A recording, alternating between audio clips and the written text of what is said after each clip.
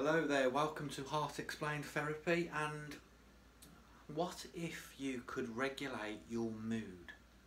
Now, a lot of what I've spoken about in the videos is how you're not really handling your emotions, and I want to break down on how what we're all searching for is to feel good. We want to feel happy most of the time, and if we're not just striving to feel happy all of the time, what we're doing is definitely trying not to feel bad. We don't want to go into a low mood, but sometimes no matter what happens, we seem to just go there. It seems to just happen. It's almost like your body is set by a clock, and the same old cycle, same old bad habits creep up, and almost like history repeats itself over and over again. And you believe it's external, it's just your bad luck, or it's certain things that you, sort of skills you haven't got to change the external outcome. But what's really going on is actually more scientific than that. Emotions create sort of recognised memories in our body, and we unconsciously feel bad based on something that just even reminds us of a past bad experience. Now, this is quite easy to imagine if you start to think about a negative part of your life. Something that maybe you have, like a bill that you haven't paid yet, or somebody you haven't spoken to for a while and you're putting it off because you're not sure about their reaction, or a past traumatic event that's uncomfortable for you to even imagine. If you think about that thought long enough, you'll start to get the feeling, the emotional feeling of, it could be just agitation, it could be anger, it could be all these sort of bad feelings that emotionally become part of you, and before you know it, you're very snappy with people, and it's all based on this thought and feeling process. So how can we regulate this mood? What do we need to do? Now, the number one sort of answer out there, if you've dig deep enough, is meditation.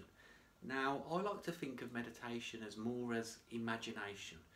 You use your imagination at the moment to get yourself out of these scenarios, but the imagination that you're using is creating a story that your unconscious mind and body believes is an event. It believes you're experiencing a bad event, even if it's something that has just reminded you of a historical event in your life.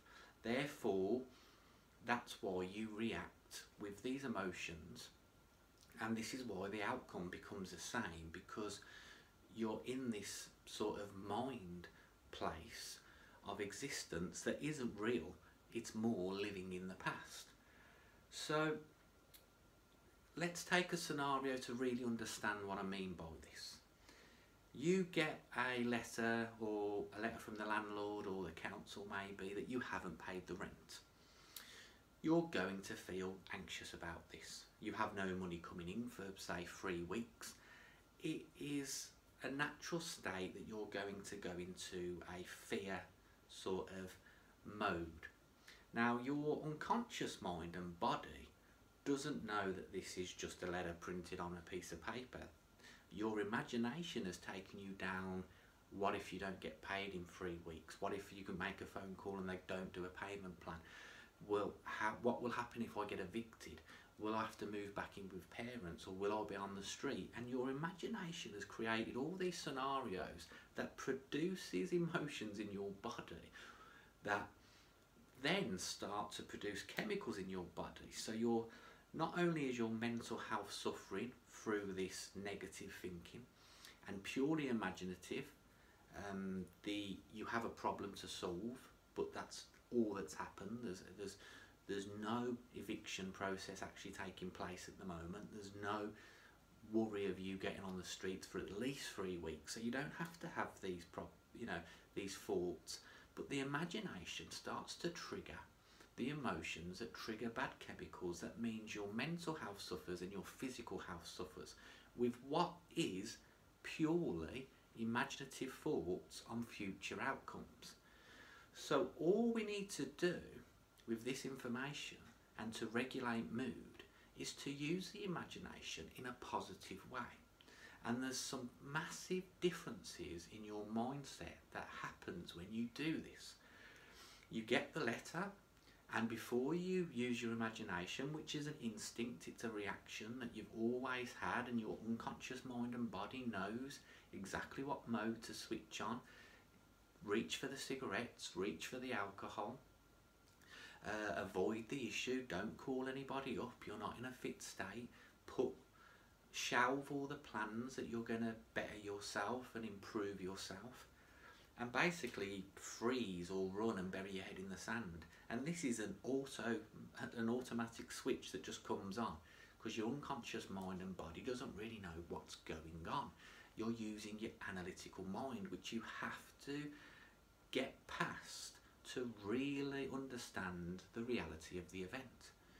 So the positive imagination and how this works would be to know that you can call them up and you can say you have no money. It's quite simple really. You haven't got money to pay, and this is when you will have an amount to pay, and you solve the problem. Now at first it'd be difficult to just jump to this conclusion, but use the imagination that not only have you sorted this out, but as soon as you have this letter, the debt is paid. It is automatically paid.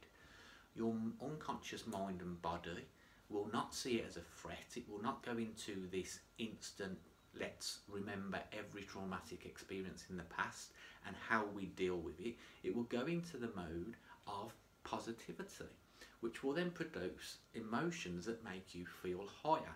It will be better for your physical health, and your mental health now is in a state of highness. No anxiety, no worry. Now why would that be so crucial? Well, it goes back to the original problem. You can now solve problems because your head is free from the destructive imagination that causes all of the problems and the anxiety. That means that you keep burying your head in the sand. You now are thinking in the imagination, this debt is already paid. So therefore you can problem solve and work out now how you are going to pay it when the plans can sort of take place. It's a simple mind hack that nobody really tells you, and you're chasing a world of feeling better all of the time. You want to feel comfortable. This is the simplest way to do it. Use your imagination to produce the right chemicals. This will work for your physical health. This stuff will make you physically be a better person.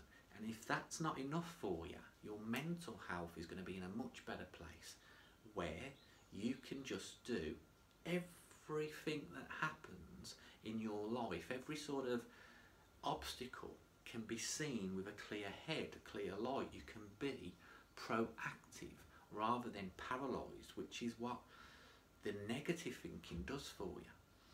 Use your imagination in the way that you can use your imagination, which is to feel and imagine that all your problems are solved, and this place that you're trying to get to next year or the year ahead already exists at the moment. Now what this does, even though it doesn't magically solve all your problems, it gives you your mind back.